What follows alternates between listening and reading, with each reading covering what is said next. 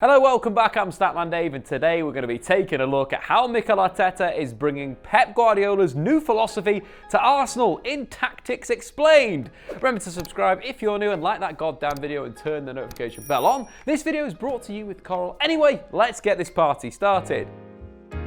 When Mikel Arteta was appointed as Arsenal manager in December 2019, the Spaniard gave everyone at the club a clean slate, an opportunity to start again. In his first press conference, the new manager outlined what he expected. I don't want people hiding, I want people to take responsibility for their jobs, and I want people who deliver passion and energy to the football club. Anyone who doesn't buy into this, that has a negative effect, is not good enough for the environment and this culture. After spending 3 years as Pep Guardiola's assistant manager at Manchester City, where the side have almost religiously played a 4-3-3, you'd be forgiven for expecting the same at Arsenal for Arteta, but this hasn't been the case, presumably due to a lack of personnel to make the system thrive. So far, he set the Gunners up in a 4-2-3-1. They look to build in a 2-4-4 with the centre-backs at the base.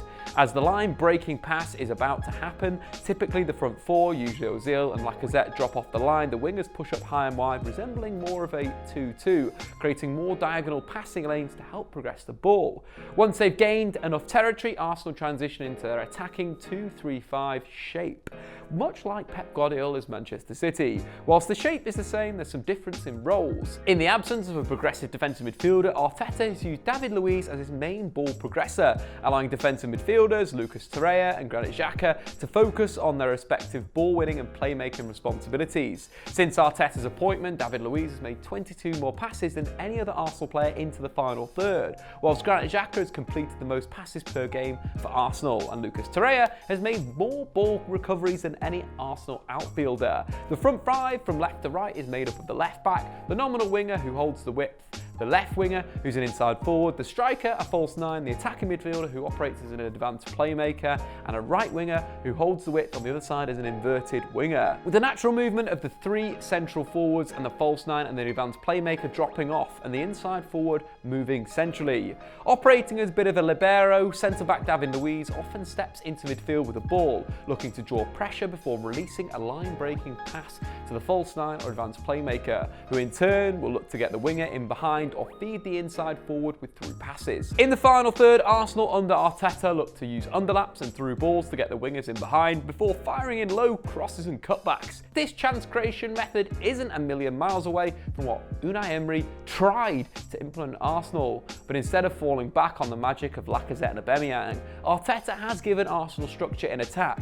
Instead of getting just their star two in the box, it's now 3 or 4. Aubameyang's goal against Crystal Palace really highlights what can be done with Arteta's combination of player roles, shape and structure. Arsenal are on halfway with Luiz. He exchanges passes to Torreira and steps into midfield, drawing in Kuate, which as the midfield shifts opens up a lane for Ozil. Luiz makes the pass, who lays it off to Lacazette, who squeezes it through for Aubameyang to finish. The width held by Pepe and Kolašinac, pinning the fullbacks, and both Lacazette and Ozil dropping off the line, creating a gap that the Frenchman exploits. Excellent football from the Gunners. What's interesting is the 4-2-3-1 that shifts to a 2-3-5 with the front five made up of the left back, inside forward, striker, playmaker and inverted winger is exactly what Pep Guardiola is starting to implement more and more at Manchester City. Against Aston Villa, Pep's front five rotated with both De Bruyne and David Silva taking it in turns to move into that front five. Both coaches using the same system shows the influence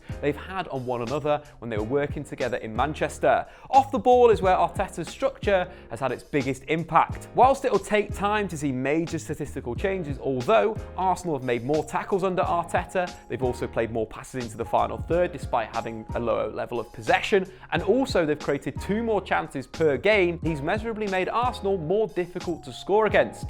In this season's Premier League so far under Arteta, Arsenal have an XG against of them of 1.04 per game, 38% less than what Arsenal were averaging before his appointment. What this means is Arsenal are restricting their opponents to more difficult shooting chances, forcing them to shoot from range, or if it's inside the box, shooting from wider positions. They do this by defending in a 4-4-2. Their low block needs a little bit of work in terms of organisation, but with the players available to Arteta, that is to be expected. However, they do get into their defensive shape quicker.